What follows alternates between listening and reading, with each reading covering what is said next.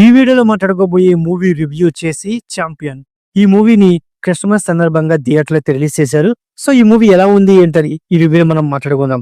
ఈ మూవీ యొక్క స్టోరీ గురించి సింపుల్ గా చెప్పొస్తే, ఓవరాల్ మూవీ మొత్తం బైరన్పల్లి ప్రజలు అండ్ అలాగే ఆ ప్రజలు నిజాం పరిపాలనపై ఎందుకు దాడి చేశారు, ఆ దాడి దేనికి దారి తీసింది, అండ్ అలాగే ఆ బైరన్పల్లి ప్రజలకి ఈ మూవీలో ఉన్న హీరోయిన్ రోషన్ అలియాస్ మైకేల్ కి ఉన్న సంబంధం ఏంటి, అసలు మైకేల్ బైరన్పల్లి ప్రజలకి ఎందుకు సపోర్ట్ చేయాల్సి వచ్చింది అనే పాయింట్ల మీదే ఓవరాల్ స్టోరీ అనేది రన్ అయిపోతుంది. ఇక మూవీ గురించి సింపుల్ గా చెప్పొస్తే, మూవీ అనేది నాకు చాలా చాలా బాగా నచ్చింది. ఇది ఒక సూపర్ హిట్ మూవీ. దీని అయితే థియేటర్ అయితే అసలు మిస్ అవ్వద్దు. ఇక మూవీ పరంగా చెప్పొస్తే, మూవీ అనేది నన్ను ఎంగేజ్ చేయడానికి మెయిన్ రీజన్ వచ్చేసి సో యాక్టర్స్ పర్ఫార్మెన్స్ అనమాట. ఈ మూవీలో ప్రతి ఒక్క యాక్టర్ తనకిచ్చిన క్యారెక్టర్ కి న్యాయం చేశారు. అది స్క్రీన్ మీద క్లియర్ గా కనబడుతుంది అనమాట. ముఖ్యంగా యాక్టర్స్ పర్ఫార్మెన్సే ఈ మూవీకి బిగ్గెస్ట్ అసెట్ అనమాట.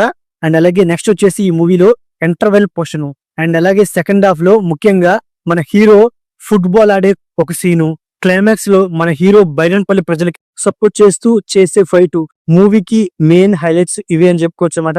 ఇంకా చెప్పొస్తే, ఈ మూవీలో హీరో హీరోయిన్స్ వీళ్ళిద్దరి మధ్య వచ్చే సీన్స్, వీళ్ళిద్దరి పర్ఫార్మెన్స్, ముఖ్యంగా వీళ్ళిద్దరు లవ్ ట్రాక్ ఈ మూవీకి ఒక మెయిన్ అట్రాక్షన్ అనమాట. ఇంకా చెప్పొస్తే, ఈ మూవీ యొక్క ఫస్ట్ హాఫ్ అలాగే సెకండ్ హాఫ్ వస్తే, సెకండ్ హాఫ్ నాకు చాలా బాగా ఎంగేజ్ చేసింది. ఈ మూవీ స్టార్టింగ్ 30 minutes నాకైతే ఒక స్లో పేస్ లోను ఒక సాగదీసిన ఫీలింగ్ అయితే కలిగింది అనమాట. ఎప్పుడైతే మన హీరో బైరన్పల్లి ఊర్లోకి వెళ్తాడో, అక్కడికి వెళ్ళిన తర్వాత మూవీ అనేది ఎంగేజింగ్ గా వెళ్ళిపోతుంది. సో ఇంటర్వెల్ పోర్షన్ కి ఒక మంచి హై మూమెంట్ అయితే ఇచ్చారు. ఆ హై మూమెంట్ ని సెకండ్ హాఫ్ లో మూవీ ఎండ్ వరకు కంటిన్యూ చేసుకుంటూ వచ్చారు. ఇంకా సెకండ్ హాఫ్ విషయంకి వస్తే, సెకండ్ హాఫ్ లో సంతోష్ ప్రతాప్ అనే ఒక క్యారెక్టర్ ని సెకండ్ హాఫ్ లో తన విలనిజాన్ని చాలా బాగా ప్రజెంట్ చేశారు. దానివల్లే సెకండ్ హాఫ్ అనేది చాలా ఎంగేజింగ్ గా ఉంది. ఇంకా చెప్పొస్తే, ఈ మూవీ క్లైమాక్స్ లో మన హీరో రోషన్ యాక్టింగ్ అండ్ అలాగే తన మీద వచ్చే సీన్స్ వేరే లెవెల్లో ఉంటాయని చెప్పుకోవచ్చు అనమాట. అయినప్పటికీ ఈ మూవీ స్టోరీ అనేది రొటీన్ అనమాట. ఎందుకంటే ఈ మూవీ ట్రైలర్ రిలీజ్ అయినప్పుడు రజాకర్ మూవీ స్టోరీ లాగానే ఈ ఛాంపియన్ మూవీ స్టోరీ ఉందని నేనైతే డౌట్ పడ్డాను. ఆ విధంగానే రజాకర్ మూవీ స్టోరీ పాయింట్ ని ఒక కోర్ పాయింట్ గా తీసుకొని మెయిన్ పాయింట్ మొత్తం బైరన్పల్లి ప్రజలు వాళ్ళ తిరుగుబాటు మీదే హోల్ స్టోరీ రన్ చేసిన విధానమే ఈ మూవీకి ఎంగేజ్ అనమాట. అయినప్పటికీ స్టోరీ అనేది మనకు తెలిసిపోయినప్పటికీ స్క్రీన్ పే బలంగా పెట్టారు అంటే స్క్రీన్ పే కూడా మనకి పెట్టబుల్ గా ఉండిపోద్దని చెప్పుకోవచ్చు అనమాట. అంటే నెక్స్ట్ ఏం జరిగింది అనేది సింపుల్ గా తెలిసిపోవడంతో అక్కడే కాస్త మూవీకి డౌన్ అయిన ఫీలింగ్ నాకైతే కలిగింది.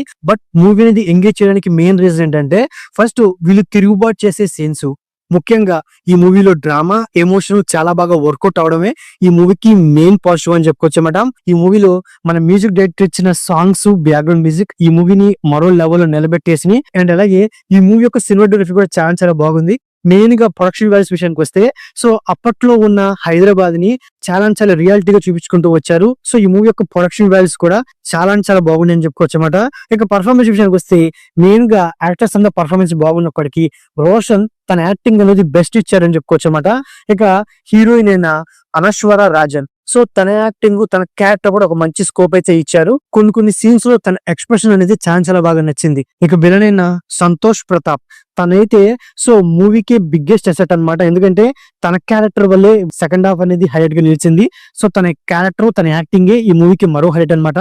సో ఓవరాల్ గా ఇదండి ఛాంపియన్ మూవీ రివ్యూ. నా రివ్యూగా నచ్చేది వీడియోకి ఒక చిన్న లైక్, అలాగే మన ఛానల్ ని సబ్స్క్రైబ్ చేసుకోండి. Okay, thank you all.